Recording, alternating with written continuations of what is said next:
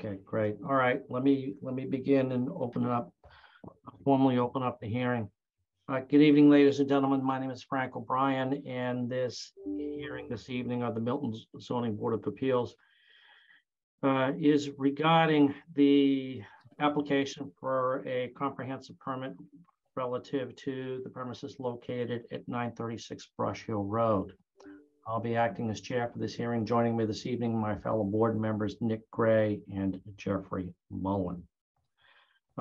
This is the 12th substantive evidentiary hearing in this process, and it is my hope that this will be the concluding evidentiary hearing this evening, and that upon the conclusion of the hearing, we will begin to develop the process for the board's deliberations. So at this point, I want to note that there are now approximately 60 or so, I'm just opening it up right now, 60 or so submissions that have been made relative to this application. And as has been the custom in the past, I'm just going to note that there have been several additional submissions that have been sent to the board since the last hearing on September 9th. The primarily are comments from the applicant with an accompanying memo, as well as some additional comments by Mr. Reardon. The comments by the applicant included an additional memo concerning the sightline issue, as well as comments concerning the planning board comments and comments submitted by Mr. Galvin at the last meeting. I'd also note that earlier today, the board was in receipt of an additional email from Ms. Lori McIntosh, who is an abutter of the project and who has been an active participant in this hearing. Crystal, is Ms. McIntosh in the attendee list this evening? Yes, she is. Okay.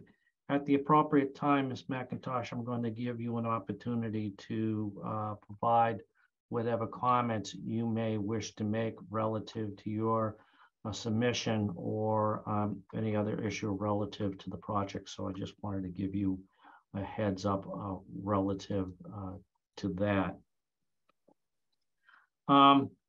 In terms of the agenda, the dance card for this evening, if you will, I'm going to give Mr. Schomer an opportunity to summarize the comments that he has submitted to the board that are in response to some of the materials that were talked about during the course of the last meeting.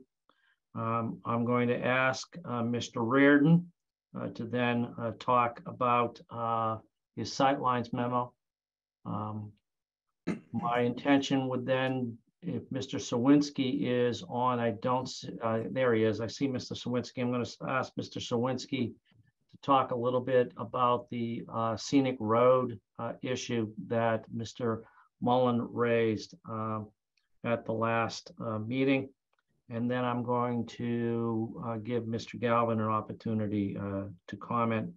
And then once Mr. Galvin finishes, it'll be my intention to open up the hearing to any additional general comments, Ms. McIntosh and others. Then at that point in time, assuming that if Mr. Galvin or Mr. Schomer have anything that they'd like to say in summary, it would be my hope and desire to close the evidentiary portion of the hearing at that particular point in time. Does anybody have any questions or comments relative to that agenda? Okay, hearing none. And with that, Mr. Schomer, I'm going to ask you to begin by summarizing your latest submissions, please. Certainly. Thank you, Mr. Chair. For the record, Attorney Jesse Schomer representing the applicant in this matter. With me here tonight, Mr. Chair, are members of my development team, including Tim Loranger of Embark Architects, project architect, Aaron Hosseini Fitch of Verdant Landscape Design, our landscape architect. I misspoke previously, Mr. Chair. We have one late joiner tonight. That'll be Phil Cordero from Allen and Major. So, Crystal, if you see his name pop up in the attendees, I'd ask if you could just let him in case any questions come up on the civil side. And also present tonight, Mr. Chair, are my clients, Jacob and Joe Temposi, as well as our traffic engineer, Bob Michaud, and Dan Dume from MDM Transportation. As you mentioned, Mr. Chair, since we were last before you, we filed two additional submissions last Thursday, I believe it was. Primarily, the main point of interest was the memorandum from MDM Transportation addressing the issue of sight lines from the project driveway on Brush Hill Road.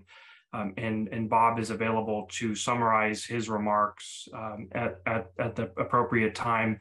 My letter, Mr. Chair, was intended primarily for record purpose, just to note our receipt of the comments of the planning board and the correspondence from Attorney Galvin with respect to proposed conditions, and the planning board had a number of remarks regarding the design of the building and the site layout.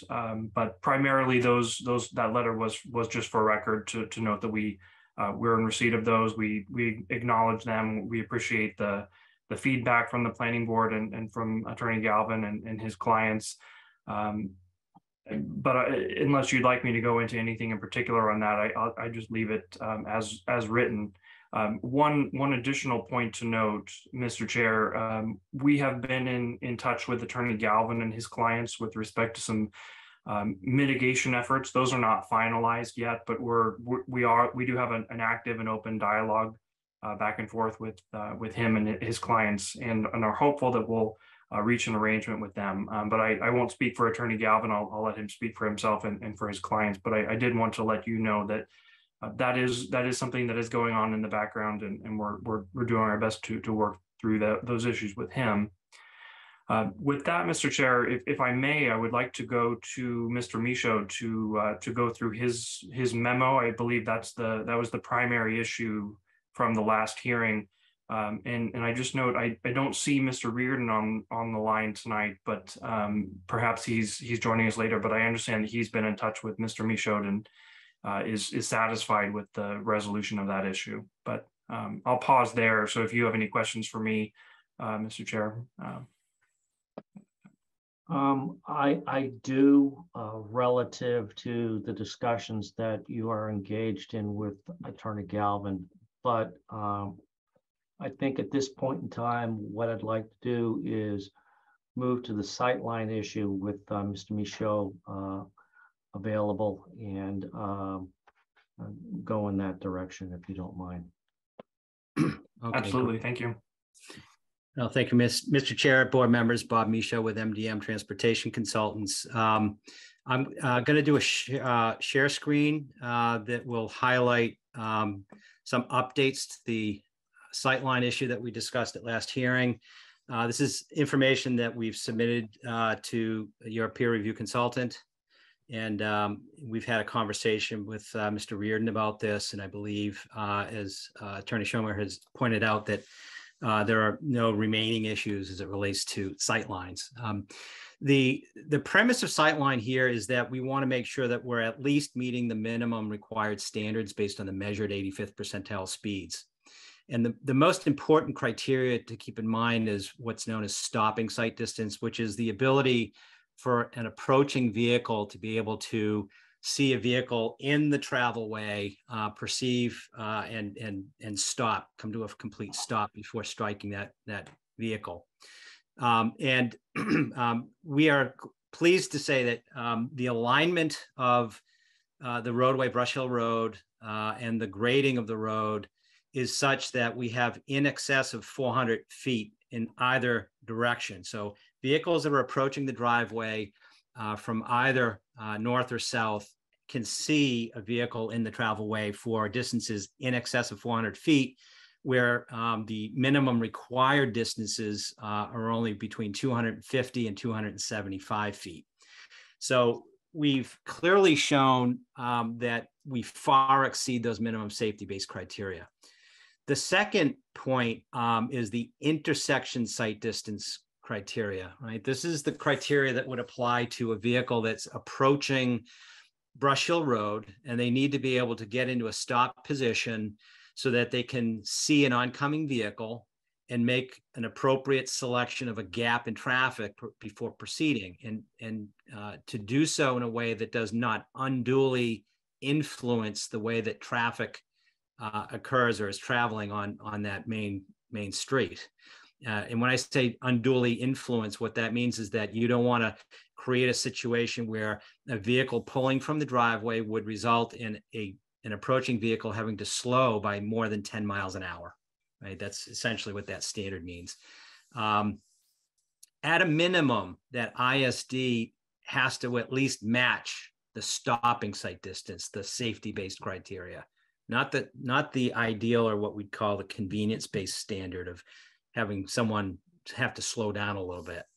And so we've gone through an exercise under which we've actually looked at the town's own bylaw requirements, street bylaw requirements for offset from the travel way, which is specifically cited in your guidance to be 10 feet from the travel way, right? And let's see.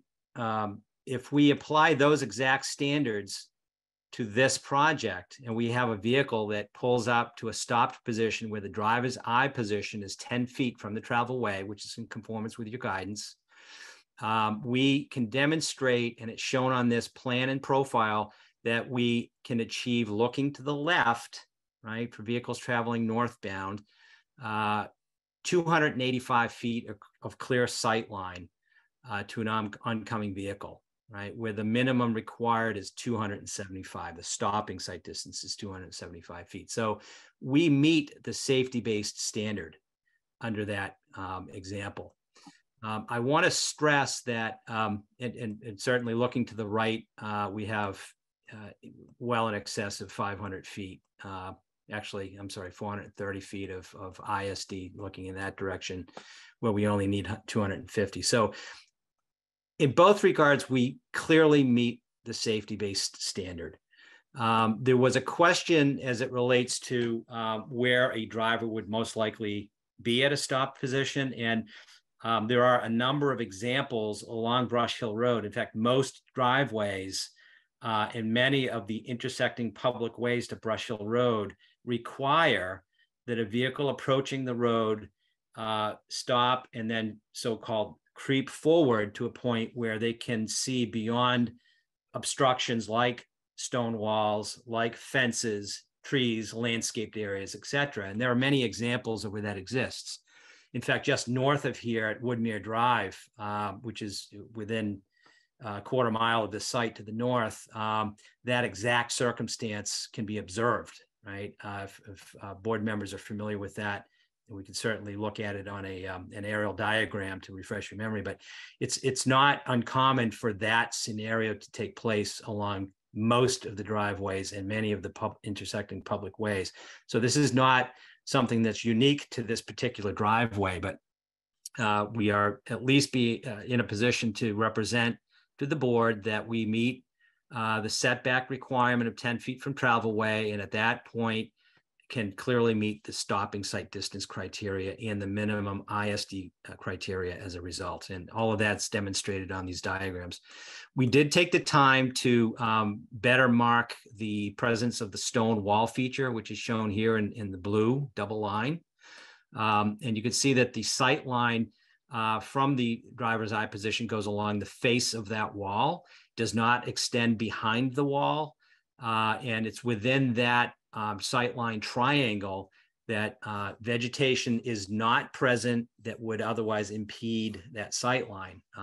One of the discussion points we had last hearing was whether or not tree trimming, vegetation clearing, or things of that nature would be necessary, and how that might relate to the scenic road bylaw and the requirements of that bylaw. We are not in any way relying on the need to trim, remove, replace, or cut trees. We do not need to do that in this particular instance, where we're relying entirely on a sightline measurement that's taken in front of the stone wall. The only plantings, trees, or other features that that exist along that sightline looking left would be the wall itself, and trees and plantings that are located behind the wall on private property. So I think that becomes a moot point, and it does not necessarily relate to the need of this particular project. With that, I will also point out, and this is a suggestion from peer review, and we think it's a good one. The travel speeds on Brush Hill Road are higher than they should be. Pure and simple, between 36 and 38 miles an hour. We think it prudent that a driver speed feedback sign be placed in the northbound travel direction that would indicate to oncoming vehicles their actual speed. Those types of devices have been proven to be very effective in reducing the 85th percentile travel speeds, in that they inform the driver of how fast they're actually traveling relative to the regulatory speed limit. And the placement of that just to the south of the driveway to alert northbound travel, the 38-mile-an-hour standard that we've measured, that they may be going faster than they should, we think is a good idea. And I think the proponent is willing to do that as yet another measure to reinforce safety along the corridor, not only to the benefit of their own project, but the other driveways and intersecting ways that exist in that area generally. Mr. Michoud, for the visual learners of us, could you just take your cursor and just indicate the rough area where that sort of driver feedback sign would be? Yeah, I would think that you'd want to place it somewhere in the vicinity of where this vehicle is shown here, right? And that would be from relative to where the driveway is, roughly about 300 feet distant of the driveway. And that would allow the visibility of the sign several hundred feet in advance of that. So at least 600 feet before the driveway itself. And that would provide enough advanced information to a motorist so that they can begin to meter their speed as they approach this area generally. The specific location of that and the placement would be coordinated, of course, with your Public Works Department. Placed within the public way would most likely be a solar powered array. So they're fairly common these days, frankly, in the Commonwealth. Fairly easy to implement and maintain. But we would certainly look to coordinate the exact placement with Public Works to make sure that it met their standards and expectations. Thank you, Mr. Michoud. Have you completed your presentation? Yes, I have. Okay, thank you. Yep. So before I open it up to questions from members of the panel, I just want to note that Mr. Reardon is traveling this evening, and he was going to make an attempt to be on the hearing from his location, but he did provide an email to the board, which is included in the materials that are on the website. In this email, which was addressed to Mr. Sawinski, I think it's brief enough to read. Tim, I had a chance to review this information. It does a good job of addressing. By this information, I'm referring to Mr. Michoud's letter, which he just summarized his presentation. It does a good job addressing our concern related to site distance, and particularly when considering the offer to install speed feedback / monitoring signs. As the memo indicates, the signs have proven effective at reducing speeds and is an appropriate way to address any concerns as to how little room they have between the required provided site distances. At this point, all our significant technical concerns have been addressed, and I plan to provide a letter to that effect with recommendations for conditions that address any minor outstanding items early next week. So I thank Mr. Reardon. The board thanks Mr. Reardon for providing that comment. At this point in time, I'd like to provide an opportunity for Mr. Galvin if he would like, if he wishes to make any additional comments relative to Mr. Mashu's presentation and letter. I don't really have anything to add from what I previously said in prior meetings. We always took the view that the site distance should be measured at the 14.5 feet, and there wasn't site distance. But I would like to confirm for you that we've had some direct discussions with the developer and council, and although we don't have any agreement, we're continuing, and we intend to continue to work with them to see if there are any other concerns that they can address, and hopefully we'll come to some conclusion. We're not prepared to do that right now.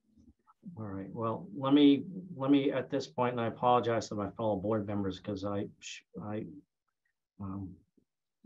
did a rope-a-dope. I should have asked Mr. Gray or Mr. Mullen if they had any questions for Mr. Mashu or would like to make any comments on this issue.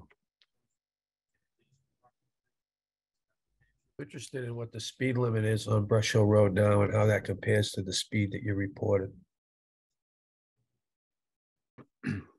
Right. Let me confirm that. I believe it's a 30-mile-an-hour speed limit here, but let me just confirm.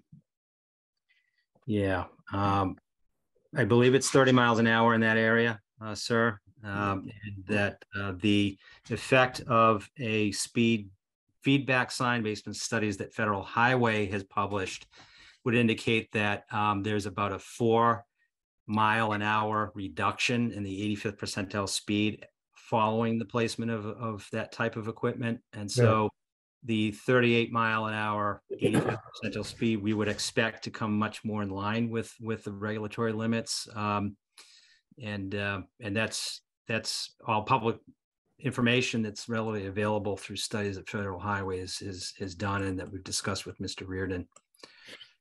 Would you recommend lowering the speed limit on Brush Hill Road? The special speed regulations are issued by Mass DOT. Although the roadway itself is under local jurisdiction, speed limits are established through MassDOT, and they're subject to a very rigorous protocol that has to do with measurement of actual speeds, 85th percentile speeds. A very common question is exactly what you're asking, and that is, wouldn't it be nice to take the speed limit and bump it down by 5 miles an hour or so, maybe even more?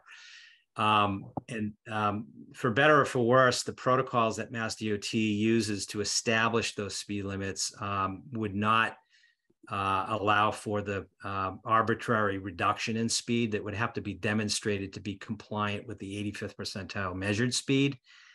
I know it sounds counterintuitive, but that's how the system works. So what could be done, and what we have done in other communities, is to place speed advisory signs, which are not subject to Mass DOT review or approval, right? And those speed advisory signs would be placed in circumstances where there are limited sight lines, which wouldn't necessarily apply to our driveway per se, but there are many driveways and intersections along Brush Hill Road that do have limited sight distance, and that would serve as a justification for the placement of a speed advisory sign, which looks like a speed sign, but it's a yellow back instead of a white back sign. And those can be effective in at least alerting motorists that they should be traveling at lower speeds. So that's the plan B, if you will, to getting a special speed regulation formally, is to place those types of signs. Yeah, I was referring to the 2016 legislation regarding cooperation with MassDOT for municipalities seeking to lower speed limits to 25 miles an hour. Oh, yeah. Yes, that's a good point. There is a blanket regulation that, if adopted by a community, would have the regulatory limits established at 25 miles an hour unless otherwise posted. Right. So my question is whether or not you think this would qualify for a lower speed limit under that process. I think it would need to be taken on as a community. Understood. Yeah. Understood. Yeah, but what's your opinion? I think it's a good idea. Yeah. I think it's a great idea. I think, you know, anytime you can reinforce a lower speed, they've just done that in Framingham where I live. And, you know, as you're coming into town, there's a clear demarcation of 25 miles an hour unless otherwise posted. Yeah. And it has had an effect. Yeah, I don't, okay, so, I have one more question for you and then I have a question for for Mr. Zawinski. Why only on the northbound side? The speeds in the southbound travel direction are much more in line with the regulatory limits. So we lower the speed limit. Well, yeah, I mean, you could certainly do that on the southbound side. If the board were to, and maybe you can't answer this, but if the board were to request the applicant to put a sign on both sides of the road in the appropriate location, proximate to the site, would that be something the applicant would do? I deferred to Mr. Tamposi, who's on the call. Fair enough. We'll just consider the question asked and Yeah. we can return to that at the appropriate time. Sure. Thank Fair question. Tim, we may just probably take this offline, but you know, this is pretty consistent with the speed issues that we've talked about elsewhere. I wonder if this might not be a time to work with MassDOT on that 2016 legislation. I agree. And I'll check in with Chase Berkeley and the town administrator to see if we have had any conversations about that. But I think it's a fine idea and I think it's something worth pursuing. So we'll definitely follow up on that. Yeah, I don't know what the volumes are on Brush Hill, but you know, it's kind of a reasonably defined regional roadway that's, I think we could probably make the point that it's thickly settled because it needs to be. But it might really be a good test case to work through with the district, you know? We'll And if definitely you look do- into that. Yeah, okay, all right, enough. We're having another meeting. Okay. All right, I don't have any further questions, Mr. Chairman. Thank you. Thank you, Mr. Mullen. Mr. Gray. Thank you very much. Would you mind putting back up the intersection site distance chart, please? If you can share your screen. Yeah. So 2 weeks ago or so, I spent quite some time making a site visit on my bicycle. And I rode back and forth up and down the road, trying to visualize, tie in what you put on your chart with what at least a layman's view of what the actual conditions are. And I stood at the end of the driveway, looked north and south, and took a bunch of photographs, which I have on my screen. And so that I can help understand what I'm looking at and match that up with what you've got on your drawing. There's currently at the end of the driveway a lamp post, a white lamp post. Is that shown on the chart anywhere? A white lamp post, a single lamp post. Yep, and a fire hydrant, and down a little bit farther, there's a telephone pole in front of the beginning of that stone wall. Yeah. So let me zoom in. Yeah. All right, and you'll see that this is the utility pole that you're mentioning, right? Yep. There's the driveway for the university right here. You see the two square features right here, are the two stone, The granite things. the granite pillars, if you Yep. will. Okay, Correct. that works. Yep. And these are all grade lines that are shown, but the Yep. post that you're talking about, I'm not familiar with that. There's another utility pole right here to the right. You may have taken it out because it's not going to be part of the new plan, right? This Right. is based on the new configuration. So, Okay. all right. Is the telephone pole then, according to your diagram, if you're 11 feet back from the travel portion of the site of the roadway, that telephone pole is not in the sight line. Well, not in the stopping sight line, no, Okay. not in the stopping sight distance sight line. But if you were looking from the stop position, let me go over to that diagram for a minute. The pole is it's forward of it's within the area of the sightline triangle, but it's not an obstruction to the sightline itself. Okay, so that lines up perfectly with where I was standing, because that sight line, which I'm looking at right now, travels I'm looking straight down to where I'm pointing at the screen. Pat, a lot of good that does to anybody else.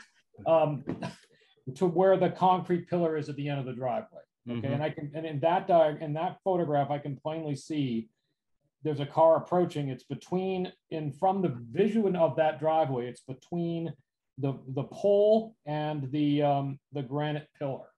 So you can't, once the granite pillar you get to the granite pillar, you can't see anything further around the corner from that position, at least not as it's currently configured, because of the vegetation and stuff behind the granite pillar. That's what I'm seeing. So, all right. So you're saying then that, and Mr. Reardon is comfortable with that basically you've met the requirements, and in fact, as far as the intersection sight distances, you've pretty well far exceeded that. That's correct? That's correct. Yeah. All right. That's all I have. Thank you very much. Yep. All right.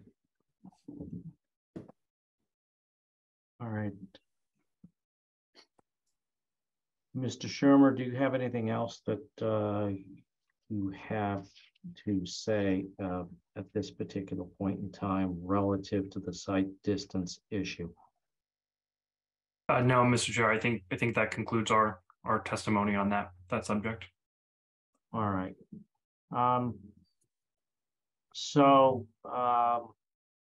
This evening, both Mr. Galvin and Mr. Schumer indicated that there have been discussions between their clients relative to this. And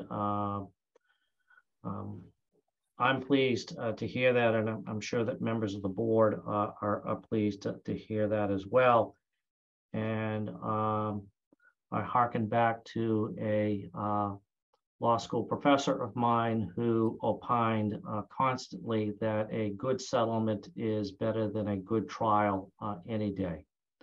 And so I'm pleased to hear that. My question to both of you gentlemen is, I made no bones about it at the beginning of this hearing that this was the 12th evidentiary hearing, and I'm not interested, and I believe that the board is not interested, though the board members can obviously opine for themselves, not interested in continuing evidentiary hearings ad infinitum. Having said that, it sounds like at least there is the possibility of some areas of agreement could potentially be reached. So the question I have for you gentlemen is, would keeping the evidentiary portion of this hearing open be in the best interest of those discussions? Or are you not in favor of keeping the hearing open? I'm thinking of providing the maximum amount of flexibility on the part of the board to the applicant and the representative of the butter concerning these discussions. So gentlemen, I pose that question to you.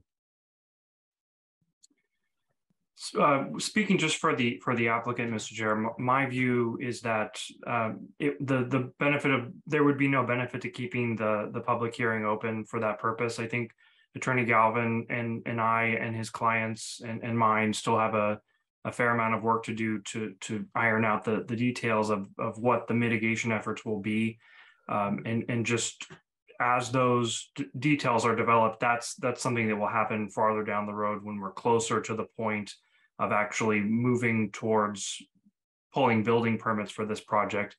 My suggestion would be, and I believe that this is typical with how it's been handled by this board and other panels of the board in recent 40B projects, is to require copies of the final construction drawings to be filed with the board Obviously, they'll have to be filed with the building inspector, and any modifications that are made to those plans will be subject to the board's review. My assessment at this point is that those kind of, if there are changes to the plans that come out of the discussions that Attorney Galvin and I are having, those will be minor changes in the big picture of what the board is reviewing. They're obviously important changes, but nothing that would rise to the level, I think, of requiring a subsequent hearing or approval of those. So that's my view, Mr. Chair. I don't think that it would be beneficial to keep the hearing open any further. And I would just request that we'd be permitted to work out those details privately as the board continues to deliberate and move forward with its process. Fair enough. Mr. Galvin? We don't intend to submit any more information, so I understand that may result in the board closing the hearing. I do think there's a way, should we reach consensus, to have those incorporated, and I think Mr. Schomer has indicated one of them. And obviously, I don't want the hearing to be over, but my clients don't like the project, but we understand we've reached the stage that we reached, and I understand if the board closed the hearing. Fair enough. Mr. Gray and Mr. Mullen, do you have any questions or comments on that particular issue? No questions. Okay. No questions. All right. At this point, thank you, Mr. Schomer. Thank you, Mr. Galvin. I think that we will proceed as I articulated at the beginning of the hearing. Before moving on to that point, however, I'd like to give Mr. Sawinski an opportunity. At the last meeting, an issue concerning that was raised by Mr. Mullen concerning the designation of Brush Hill Road as a scenic road and what that implies relative to a provision in the general laws concerning tree trimming and whatnot was raised. Understanding that Mr. Mirshew has indicated that there is no intention or a need, if you will, for such activities to be engaged in. At least that's their position at this point in time. Mr. Sawinski, Mr. Mullen, just wondering if there's any additional need for further information to be developed on that scenic road issue. I don't Mr. think so. Mullen, maybe you first. I don't think so. Okay. All right. Mr. Chair, the one thing that I will say, and I had a conversation with Chase Berkeley of the Department of Public Works this afternoon. DPW is in charge of tree trimming and maintenance of street trees on all of the townways throughout Milton. They routinely do trimming of trees and vegetation to maintain sightlines on all of our townways, and that the level of trimming that they typically do is kind of minimal enough to not trigger scenic road regulations based on the definitions that are in the planning board regs. So, as it relates to kind of off-site work, that's something that DPW, routinely engages in throughout the town to maintain, the safety of our roadways. Okay. Thank you, Mr. Sawinski. All right, at this point in time, what I'd like to do is I'd like to open up to general comments from members of the public who may be attending the hearing. And in particular, what I'd like to do is invite Ms. Lori McIntosh to comment first, simply because Ms. McIntosh has been an active participant in these hearings and has also provided the board with several emails which raise a number of issues. So out of a courtesy, I've given her attention to detail. I'd like to provide Ms. McIntosh an opportunity, should she desire it, to address any of those comments. So Ms. McIntosh. Thank you. I think I just unmuted myself. Can you hear me? Yes, I can. Thank you. Yes. And thank you for your submissions, and welcome back to the Board of Appeals. Thank you. Thank you very much. I sent an email. Well, first of all, I don't mean to correct you, but I'm not an exact abutter, but I am the president of the Cushing Road Neighborhood Association. And so as a road, we are closest to this project, other than those actual abutters on Brush Hill Road. As my family reminds me, Miss McIntosh, I am often wrong, so I'm not. Anyway, thank you. I did raise some issues that actually have been repeatedly raised in emails and in discussions for several months on end. And we on Cushing Road, closest to this project, still feel that they have not been properly addressed. And so just to quickly go through these, traffic is one major concern. We calculated and looked up back in the spring, I believe it was, that the number of units are going to bring an additional 200 trips per day. And as our road is the closest road to grocery store, liquor store, bank, post office, Boston, Dedham, Route 1 and beyond, 200 trips a day is an additional car every 2 minutes. There are 14 children on our street, about to be 15 in a few months. And this is a major concern. Of course, we're all still discussing the sight lines. So we'll leave it at that. The building style is something that we are also concerned about. It needs to be in character with the neighborhood. And in character means white, colonial, blending in with the other large single family homes. There are many large facades in the town of Milton that could be viewed and taken as an example, so that this structure does not look like a condo complex, because right now that's exactly what it looks like. The landscaping, again, we've discussed this before. Trees need to be mature. And I realize that the plans that have been submitted don't show exactly where every tree and bush is going to be, but we strongly urge there to be a line of bushes in front of the 5 parking places that are in front of the building, so that those cars are not visible from the road. Exterior lighting is something that has not really been addressed until the last meeting, where I think all that was mentioned was that the lights wouldn't shine into the neighbors' houses, but the exterior lighting needs to be thought out much more in depth than that. We requested, once again, quite a few meetings ago, that the exterior lighting be dark sky compliant, and we haven't heard anything about that. So that's a major concern. And then what about during construction? Where are the trucks going to come and go from? Brush Hill Road's a scenic way and a no truck zone. Our street, Cushing Road, is a no truck zone. So I don't recall hearing any kind of conversation about that. We don't want trucks trucking up and down in front of our homes for a year with noise and mud and trash and everything, etc. And finally, visitors parking is another thing that has not been addressed. People are going to have people over. Where are they going to park? We on Cushing Road do not want that to be on our street at all. So there's much more detail about these issues in past emails that I've sent, but these are the things that we really feel we're nearing the end of this process, and we don't have explanations or solutions for these. And in some cases, they've barely been addressed. So thank you very much for listening to our concerns. Thank you, Ms. McIntosh, and thank you for continuing to press your concerns. We appreciate it as a board.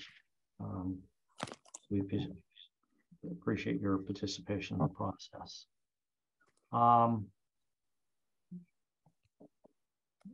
Crystal, are there any other members of the public? Sorry, Mr. Chair.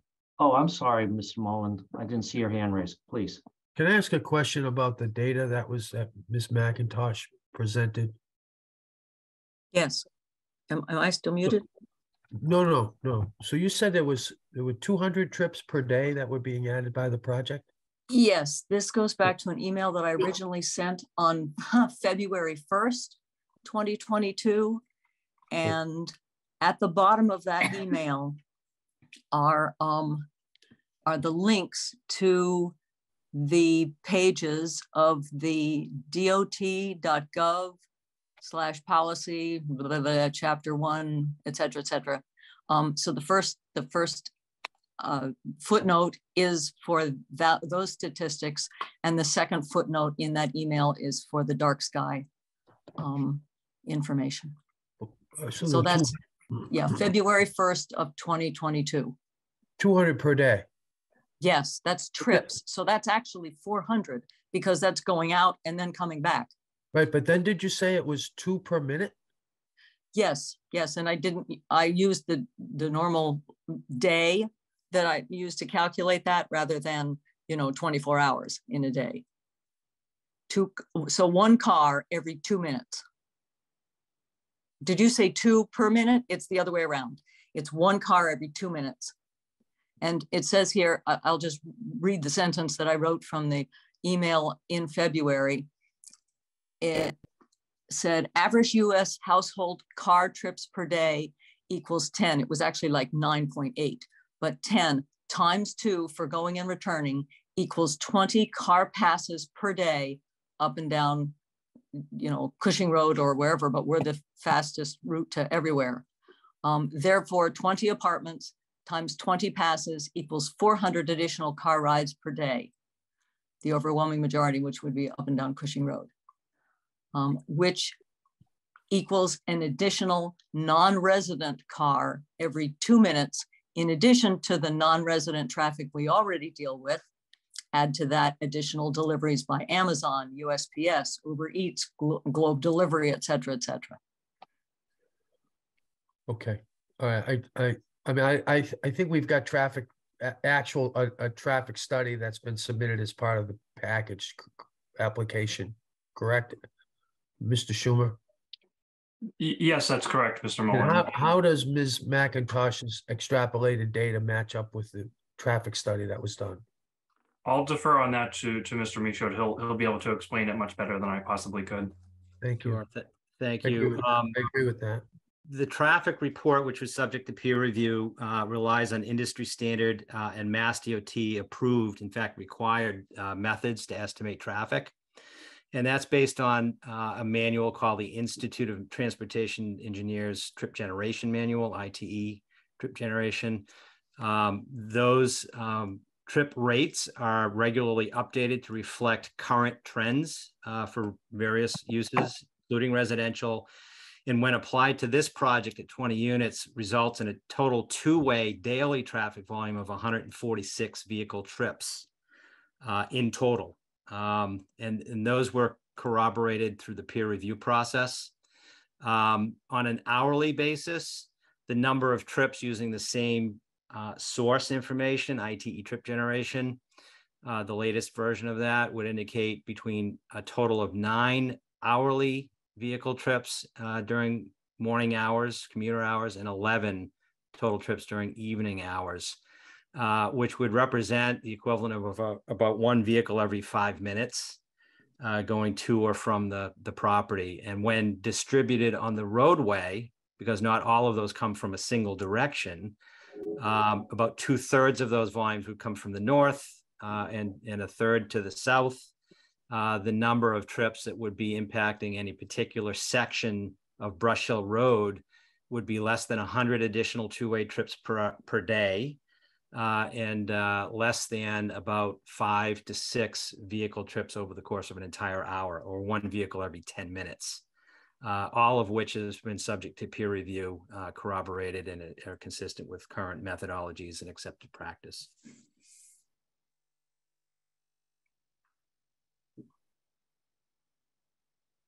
Thank you. Any other questions or comments relative to that issue? Ms. McIntosh, do you have anything you'd One like to add? question. Sorry. Sorry, go Right. ahead, Mr. I'm not excuse sure me, Ms. to whom to McIntosh. ask Mr. this Gray, go ahead. question, but maybe it's to Mr. Schomer, but to what extent is a zoning board of appeals authority in a 40B project to impose conditions?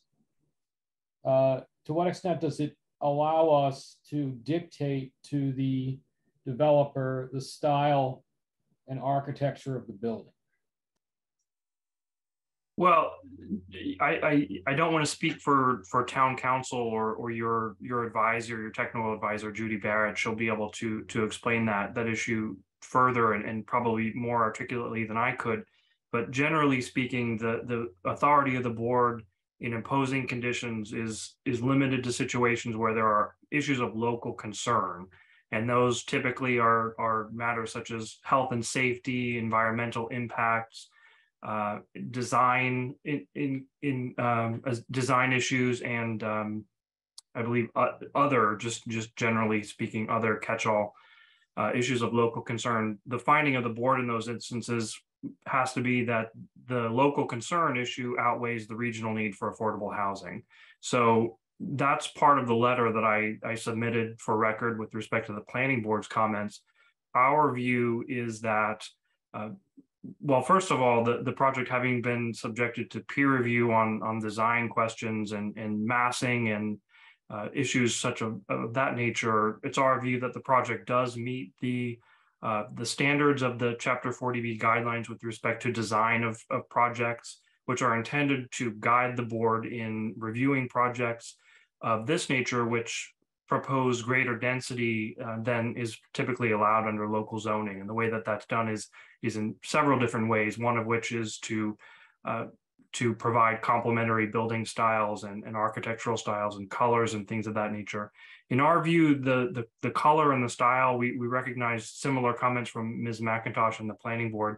Those are aesthetic questions. I think everyone here has different viewpoints regarding whether it should be a darker color or a lighter color, more modern, less modern, or what have you. In our view, that does not rise to the level of a local concern. That's my opinion personally. It's up to the board to make that decision. But I would just encourage you to speak further with Judy Barrett on that when you're in the process of deliberating. Thank you very much. That's very helpful. I had no further questions. Thank you, Mr. Gray. Ms. McIntosh, do you have anything you'd like to add at this point? No, thank you. Thank you. Ms. Rich, have any other members of the public indicated a desire to speak at this time? Yes. Hold on 1 second.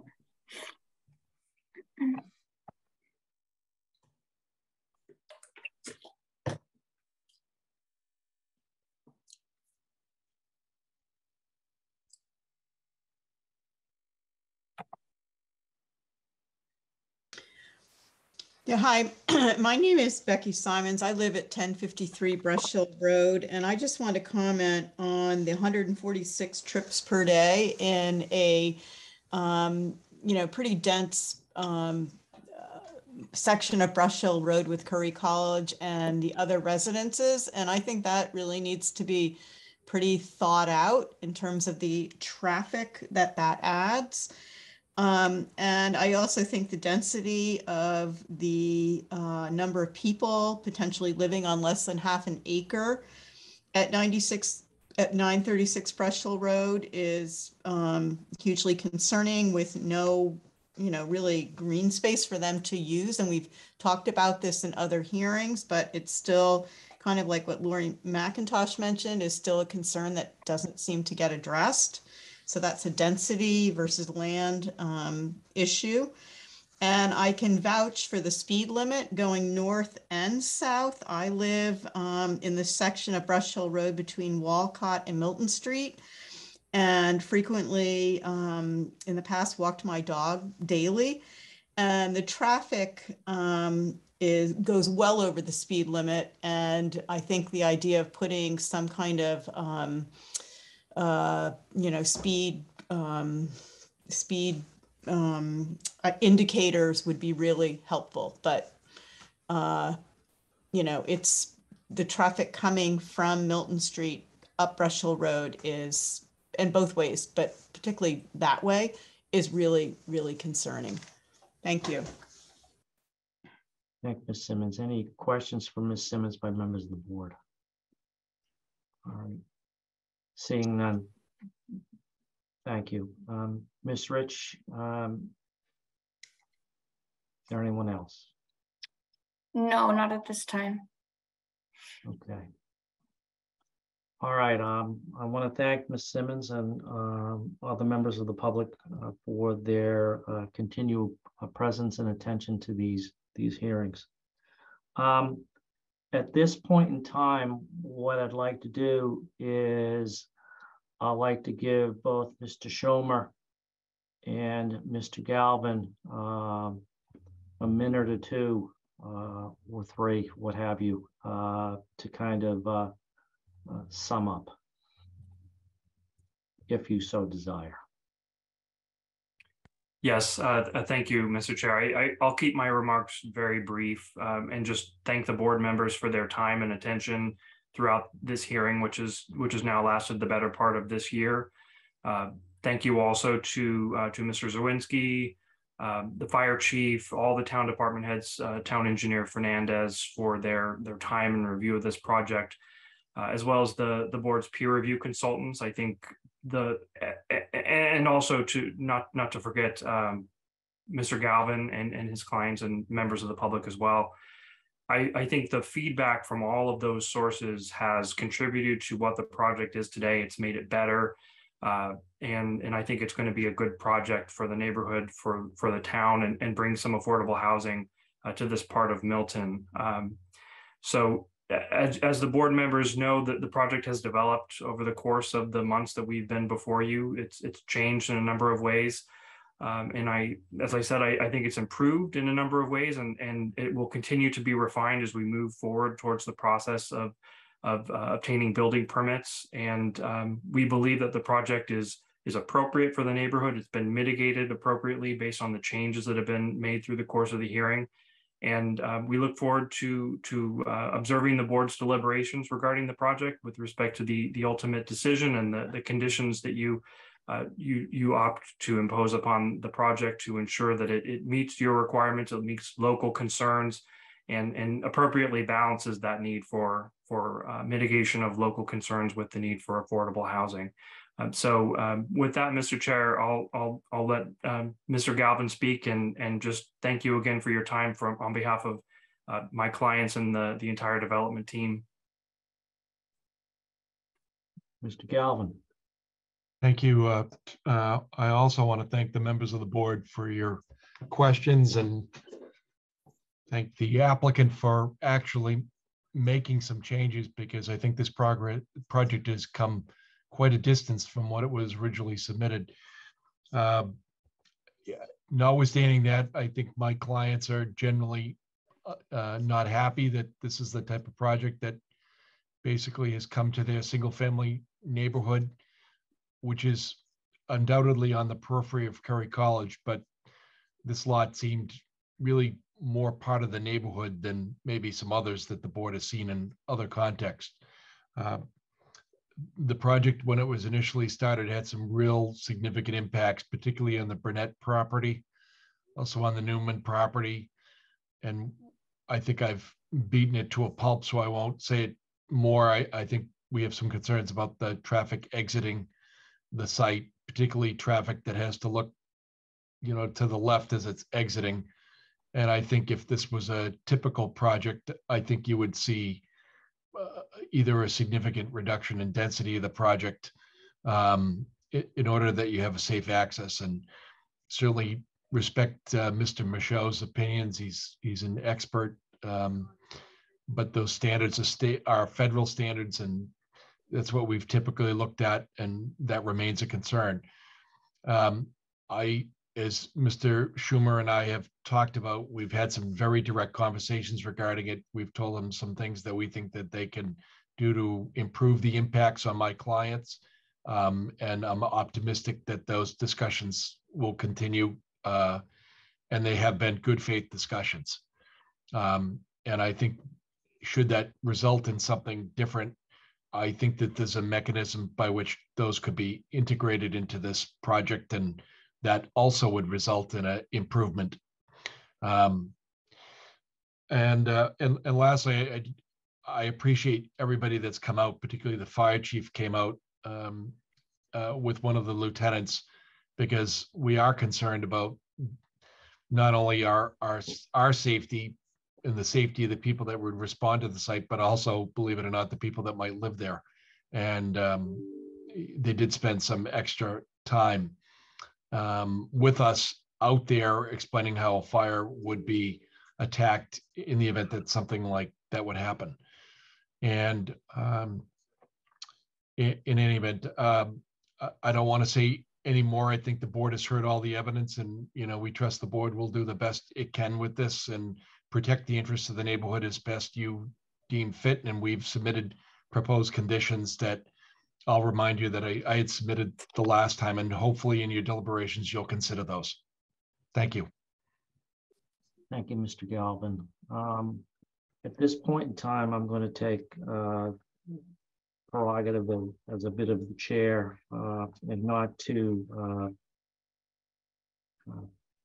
continue or strike a self-congratulatory note, but I'd like to note that as I mentioned at the beginning of this, that this, by my count, is the 12th or so substantive hearing relative to this project. As Mr. Schomer's noted, it's taken the better part of a year. That does not count the several extensions which were put in place at the beginning of the year because of the press of business. I'd also note that the record on this hearing is voluminous. There are approximately 60 separate submissions, just under 60 separate submissions. However, a number of those submissions are encompass several different subsets of information and plans. There has been at least one major revision of the project and innumerable other revisions of various aspects of that. So I think it's fair to say that all parties have approached this in a very professional manner, and that's appreciated by the board. I'd like to thank Attorney Schomer and Attorney Galvin for their expertise and their professionalism before the board. We've benefited from your expertise and from your advocacy on behalf of your clients. I'd also like to thank our peer reviewers, Sean Reardon, Cliff Bomer. This is a volunteer board, and we benefit each and every day from the expertise provided by our peer reviewers, as we do benefit also from the expertise provided by Mr. Sawinski, the fire chief, Chase Berkeley, and the staff at the DPW. We're also much appreciative of the elected town officials who have weighed in on this, the select board, the planning board in particular. And finally, last but not least, I would like to thank my my two fellow board members, Mr. Gray and Mr. Mullen, for putting up with me as their chair during the course of this, and their patience and attention to detail is very much appreciated. So at this point in time, before I seek to move to close the evidentiary portion of this hearing, I'd like to open up to Mr. Gray and Mr. Mullen if they'd like to make any comments at this particular point in time. It does not appear. Mr. Mullen. I'd like to get Reardon's last letter on the record. Okay.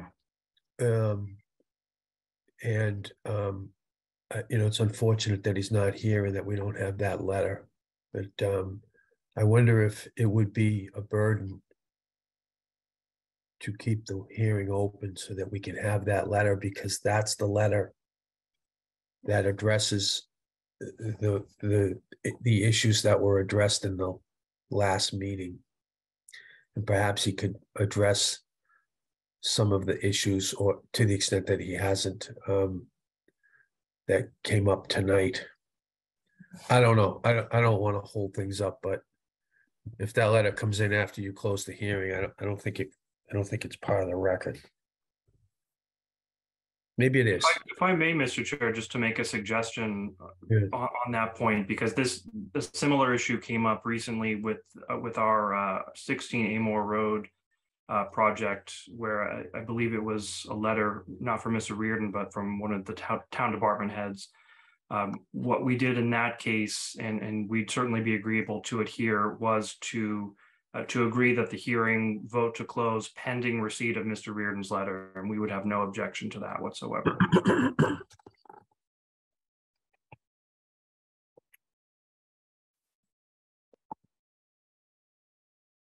Mr. Mullin, is that acceptable? I'll yield to the chair. I'd like to hear from Mr. Gray. I think on that last point, that's Mr. Schomer's suggestion seems like a reasonable one. If it's something that's within, if the chair feels that it's okay as well, I would be certainly willing to support that approach. All right, I'm of a mind to close the hearing pending the receipt of a letter from Mr. Reardon on the issues so noted. Mr. Galvin, is there any objection from you, sir? No objection. Thank you. So seeing that there's no objection, would a motion at this particular time be in order to close the evidentiary portion of the hearing, and would a member of the board like to make such a motion? So moved. Motion has been moved. Is there a second? Yeah, second. All those in favor of closing the evidentiary portion of this hearing, please signify by saying aye. Aye. Aye. So the evidentiary portion of this hearing is closed, but for members of the public, this does not mean that the board's work is done, because now we move into the deliberation phase of this. And in keeping with the board's longstanding practice, as well as with the provisions of the state's open meeting law, the board will now proceed to begin to discuss this issue in open session, and will begin its work in that regard. At the appropriate time during the course of this, there will be a vote taken on whether to grant the relief that has been sought. However, there's a fair amount of work that needs to be done between the close of the evidentiary portion of the hearing, which has just occurred, and a vote on the part of the board. So all of that will be taken. There are a number of issues that will need to be addressed, conditions and whatnot, which will need to be discussed. Typically, what happens during the course of this particular portion is that the board does not receive additional testimony or additional evidence, if you will, from the applicant or others or members of the public. However, the board does receive information from its technical experts, as well as information that may be related to specific issues that come up during the course of the board's deliberations. And the board would solicit that information from the appropriate sources. So it's not a process where you're going to see people testifying. However, you will see on occasion the board asking a question and the board receiving information. So Mr. Mullen, having chaired a hearing like this before, have I articulated that process correctly? Yes.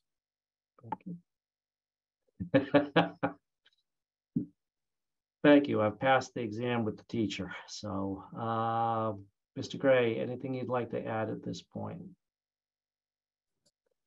Nothing at this time. All right. At this point in time, what is the pleasure of the board in terms of proceeding this evening? Is it the board's pleasure to have a general discussion of things, or is it the board's pleasure at this point in time to take individual counsel, review the record and materials, and set a date for the beginning of public deliberations on the part of the board? Mr. Mullen. I'd rather do the latter, because I want to see Rand's letter. Okay, fair enough. Mr. Gray. I can go along with that. All right. All right. My suggestion, Mr. Schumer, Mr. Galvin,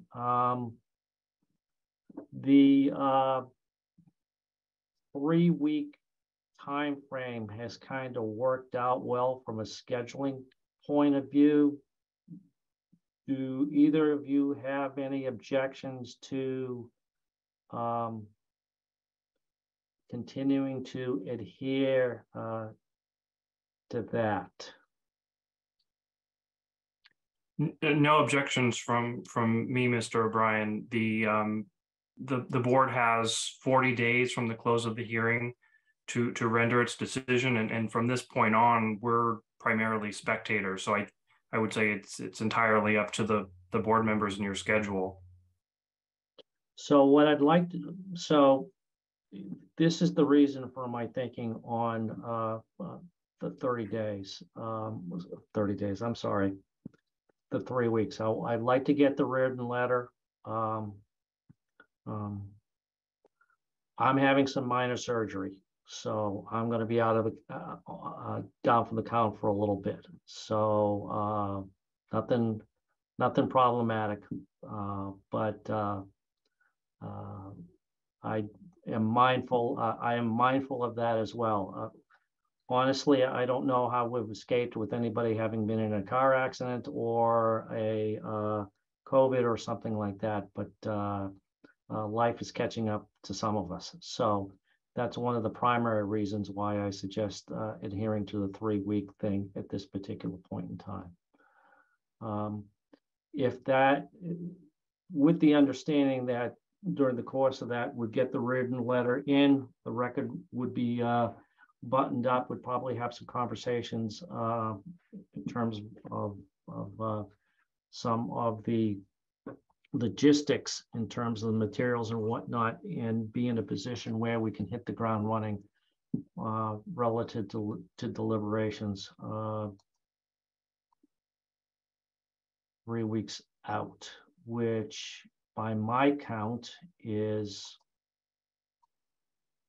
20th October. 20th of October.